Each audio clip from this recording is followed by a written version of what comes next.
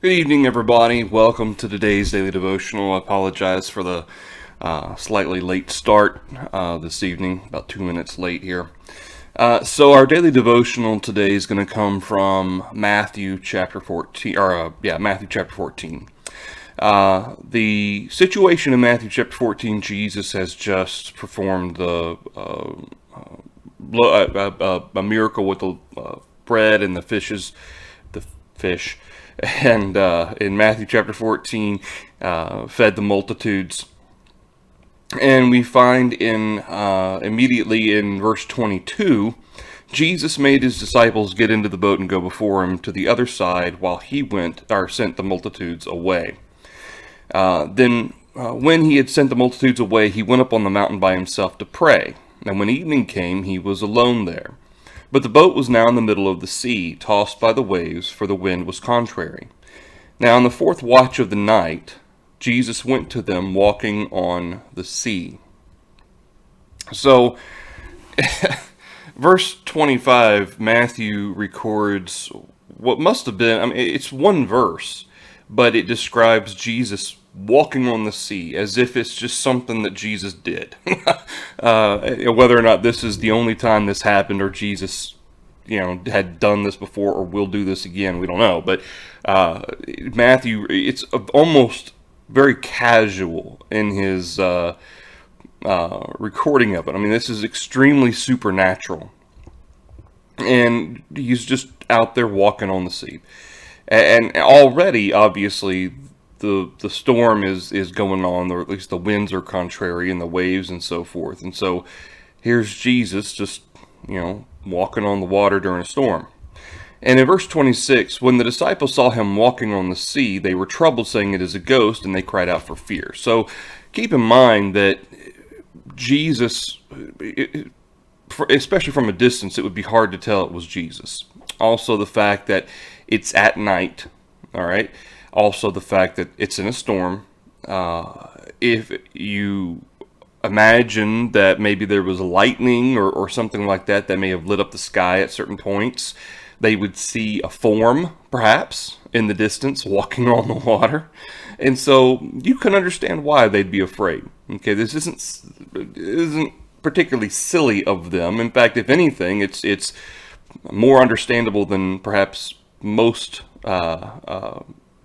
people afraid of ghosts today, because this is supernatural. All right, there are people, or there is a man walking on the water. They don't know it's Jesus, and so they're afraid. All right, it's a ghost, and they cried out for fear.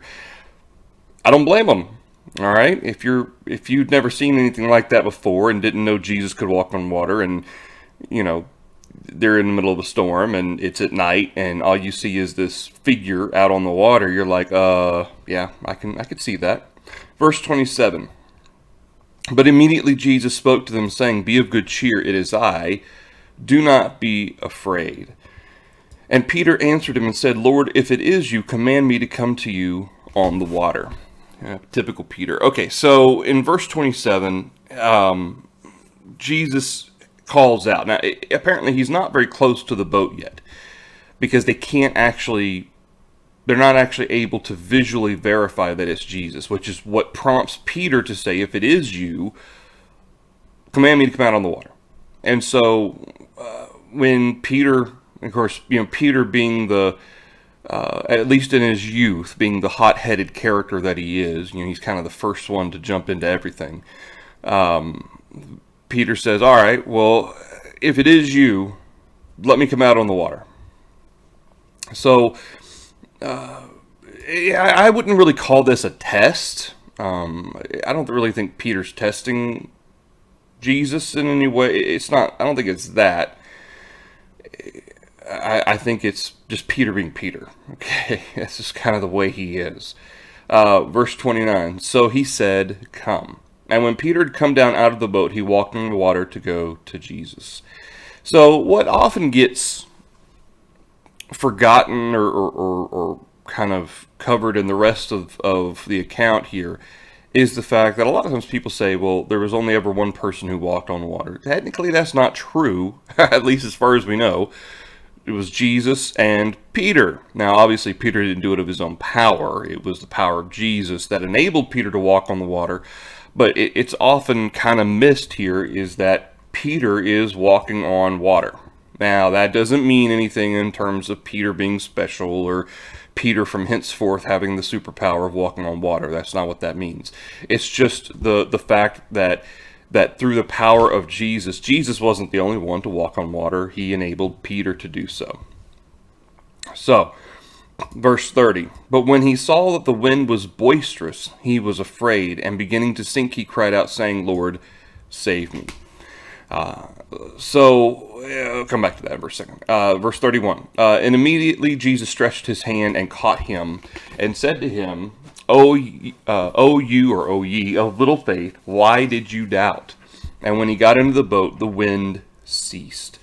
Okay, so verse 29 is obviously an application to show that through the power of Jesus, Peter was able to walk on water, and certainly there's an application of I can do all things through Christ who strengthens me, not walk on water, but the idea of the power of God with us. Verse 30 and 31 are kind of the key components here that we often take application from. And there is a lot here, that's true. Verse 30, so it doesn't say specifically that, well, it does, technically. I mean, it does imply it, that Peter, instead of focusing on Jesus and going out to Jesus, he gets looking around at the winds and the waves and the storm, presumably. And a lot of times, what is linked here is the fact that when you lose sight of Jesus, bad things happen, and that's true. That's true. I don't know that it was so much the fact that he stopped looking at Jesus. Yes, he did stop looking at Jesus. He was seeing the winds and the waves and everything. But you know what? If it were me, I would hope, anyway, if it were me, that I would be just amazed and in awe. I'm walking on the sea and I'm looking around in awe, not in fear. I tend to think that that's probably the reason why he began to sink. It wasn't that he took his eyes off of Jesus in the sense of looking around him and really just kind of taking it in at the wonderment of walking on water and walking in the midst of a storm. It was the fact that he was afraid. And this is what Jesus points out. O ye of little faith, why did you doubt? See, what happened was he got distracted. It wasn't so much he took his eyes off of Jesus in the physical sense. It was the fact that he got distracted and became afraid. And you could say that's nitpicking, but to me that's a fairly important differentiation to make. That Peter, and yes, make the application. You always need to keep our eyes on Jesus. I agree. Looking to Jesus, Matthew chapter 12 or Hebrews chapter 12 verse 2, the author and the finisher of our faith. I agree. We need to continue to look to Jesus, and there's a physical / spiritual parallel there. But it wasn't the fact that Peter stopped looking at Jesus that caused him to sink. It was the fact that he became afraid. He allowed the storm and the winds and the waves to distract him from the fact that he's walking on water, okay? And the fact that that Jesus is fine. Peter at that moment was fine. Okay, these winds and waves aren't gonna bother you because Jesus is taking care of you. But instead, he allowed his environment to distract him and cause him to be afraid. And to me, that is a key component because it actually enhances the application for us. It's not that he took his eyes off of Jesus so much so that he became afraid of what was around him. And yes, there is a correlation there. I understand that. But the idea here is that being afraid of the things around him. And I think there's certainly an application for us, not only in our lives, but especially in today's world right now. There is a difference between being cautious and being afraid. And I think that needs to be made particularly clear. Because there are a lot of Christians that say, oh, well, if you wear a mask at church or whatever, it means you're afraid. And if you do this, you're afraid. And if you, cancel some services for a period of time, you're afraid. And they look at that as a condemnation of churches and Christians who may make accommodations because of the COVID situation. There is a huge difference between being cautious and being afraid. And we can be cautious, and that doesn't mean we're afraid. Okay, it doesn't mean that we don't trust God. But it's the same difference with the diabetic. A diabetic can trust God and not be afraid of his condition, but still take his medication.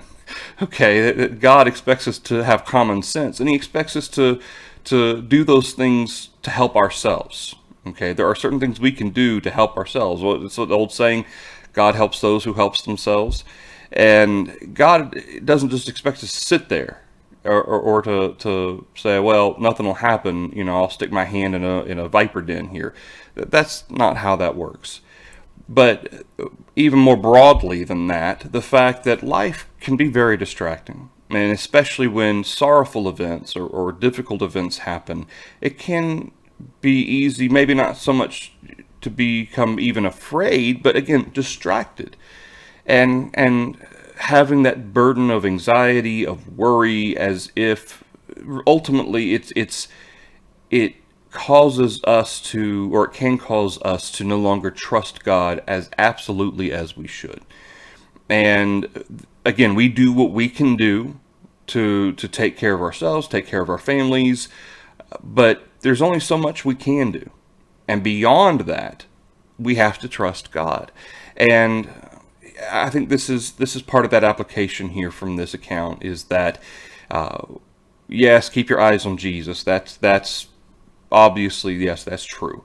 But don't allow life to distract you and cause you to be afraid, so much so that you begin to doubt, or that you begin to take onto yourself the thought process that I have to take care of this and I have to take care of that. When for 95% of our problems and worries, we can't take care of it. Okay, it's beyond our ability to take care of.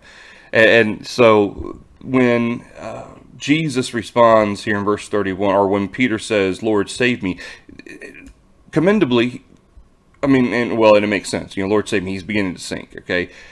Yeah, well, he immediately turns back to Jesus, okay? And obviously there's an application there as well. As soon as we start to sink, turn back to Jesus. Okay, yeah.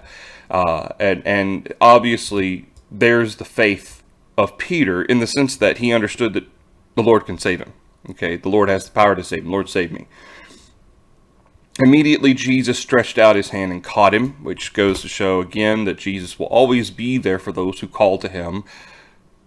Conditionally, obviously, those who are willing to meet the conditions and what is commanded by God, and said to him, O you of little faith, why did you doubt? It doesn't say Peter responded. Whether he did or not, there's not a lot you can say about that. But the fact that Jesus says, O you of little doubt, why did you doubt? Or O you little faith, why did you doubt? There's only a handful of times where Jesus accuses people of having little faith. And we're not going to go through all that right now, but this is one of those occasions. And it's important to point out that Jesus isn't saying this blanketly, okay? Peter had enough faith to get out of a boat in a storm and go walking on the water to Jesus. All right, that's pretty trusting right there, you got to say. That's Peter for you. So it wasn't that he had lacked faith there, and it wasn't that he lacked faith at the end, Lord, save me. He knew the Lord could save him. It was in that moment where he allowed fear to creep in. And in that moment, because of the distractions of the storm, and he began to sink because he was afraid. That's what Jesus was pointing out to Peter. Why did you doubt?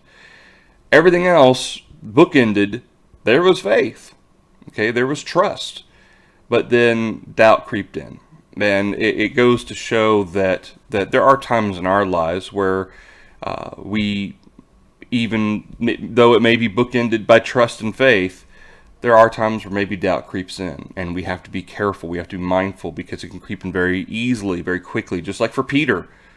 Look at the context. Peter's on the water. He showed faith before, and then he showed faith after. But in the midst of that, he doubted. He became afraid. And it just goes to show how easily fear can creep in. All right.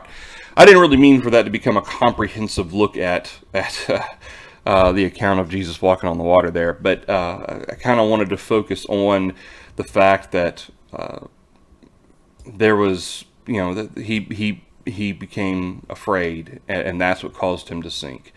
And obviously Jesus was there to catch him, and certainly there's an application of hope there, that Jesus will always be there for us when we turn back to him. Lord, save me. And when we turn to him, and not much less back to him, not just back to him. I mean, all right. And so, and then obviously verse 33, those who were in the boat came and worshipped and saying, truly you are the Son of God. Obviously this is not something you see every day. All right, so anyway, I hope that was kind of helpful to kind of go through that and just look at the account a little bit and remind us that, especially given the times we live in right now, and not just with the COVID, but with everything that's going on, it's easy to allow fear to creep in, and worry to go beyond just what we might call concern into a serious lack of trust in God. And we just have to be aware of that and be prepared to make sure that we continue to have our trust and our faith in God and in Jesus. All right, so that's the daily devotional for you today. Tomorrow we will, Lord willing, have a singing if my allergies will stay calm. So hopefully at 7 tomorrow, 7 p.m. Central Time, we will have another singing. I think Elizabeth will join me, and we'll have a couple of hymns. Again, if there's any requests, let me know. You can text me, email me, whatever, and I'll try to incorporate hymns into the that are requested into the short little song singing we have tomorrow night. All right, everybody. Lord willing, I'll see you tomorrow at 7 p.m. Thanks, everybody.